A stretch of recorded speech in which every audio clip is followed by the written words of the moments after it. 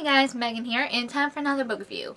Today, I'm going to be talking about the 7th book in the Pendragon Adventure series by D.J. MacHale, and it's called the... Crap, I know I'm going to totally butcher this territory name. The Quillan Games? Quillan?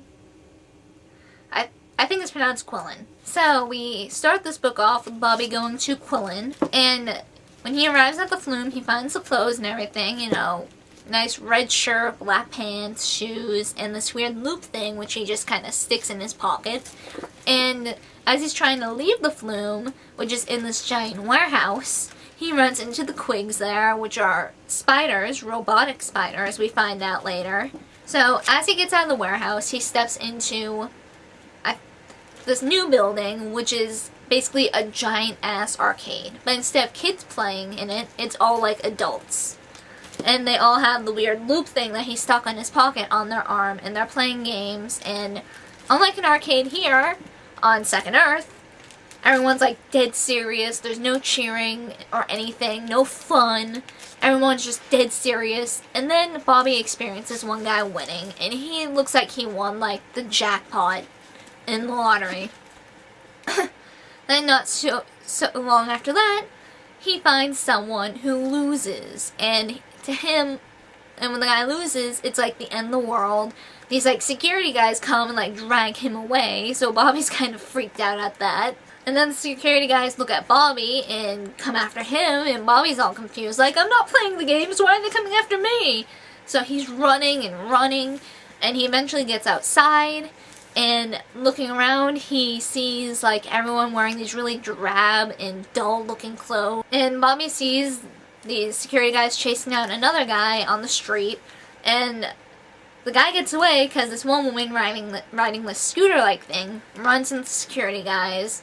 And then Bobby witnesses this woman and her supposed boss exchanging this weird like salutes where they like grasp their left bicep with their right hand. Bobby notices this, and when the security guys come after him again, because for some reason they want Bobby, he's running, he runs into the old guy he saw, like, with the lady. He quickly does, like, the weird symbol, the weird, like, action, being like, maybe they'll help me if I do this. The guy does, but unfortunately, the security guys still get Bobby, and they drag him to this castle, which is owned by these two people, whose names I'm still gonna pronounce. It's like LaBerge and Vigo and LaBerge. And they basically run the Quillan Games, which is like this big deal. People make bets on the people competing. Bobby apparently has a Challenger shirt. He is now Challenger Red. And these challengers who are recruited from all over the territory are basically forced to play these games. If they win, their families sometimes get like extra food and stuff on the table. If they lose, it more or less means their death. In fact, when Bobby first came to Quillan, when he was in the streets before the security guys came after him, he saw one of these games being played on this big screen. And one of the guys playing, who was Challenger Yellow, was a traveler. He only knows this because he saw the ring. And unfortunately, Challenger Yellow, the traveler, dies. So he's pretty pissed off at these game makers.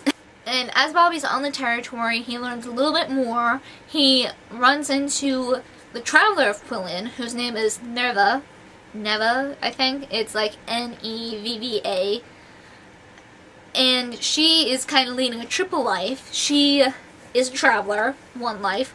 She is the trustees of Block, who is this basically... They started off as a store, but then they expanded and basically took over all of Quillan. So everyone on the territory works for them. In return for all the work they have to do, they give the employees really shit pay to the point where, like, people can barely survive. That's where the games come in. All the games on Quillan give people a chance to wager, and if they win the wagers, you know, maybe they'll get a little extra food for a while, maybe they'll get some better, like, clothes, or just a little something extra to make their lives a little more bearable. But if they don't win the wagers, you know, their lives are made a little more miserable. So this territory is really messed up, as we can see. And her third wife is part of this rebel organization trying to overthrow Block and basically give people their freedom. We find out that St. Dane is on the board of trustees, and St. Dane is giving Bobby this choice to like compete in this big Grand X tournament, which is like the ultimate games that like brings in the most betting and everything. And you know, Bobby's screwed either way if he competes or not, because if he competes, chances are he's gonna die. If not, then he kind of loses to St. Dane. I'm gonna stop myself here. From here on out, there are gonna be spoilers, so if you don't want spoilers, click away now. So Bobby manages to meet up with these like resistance people, and he finds out that they have this like big secret weapon against the company.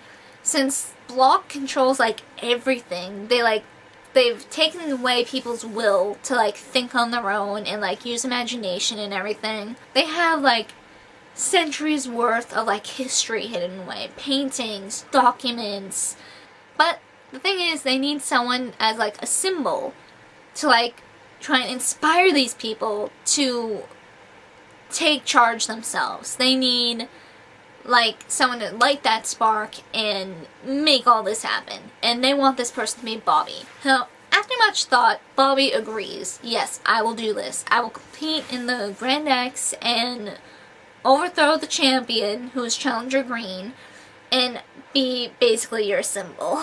So Bobby goes back to the castle and agrees he's gonna compete in this tournament and risk his life basically to do all this. So I'm going to cut away from Bobby for a second and go focus on Mark and Courtney a bit more. Mark Diamond and Andy Mitchell are closer friends now. Courtney has rebuilt her strength and basically gotten back on track. She is healed from the accident and is trying to go back to normal life. Just as a reminder, we found out in the last book that St. Dane is Andy Mitchell.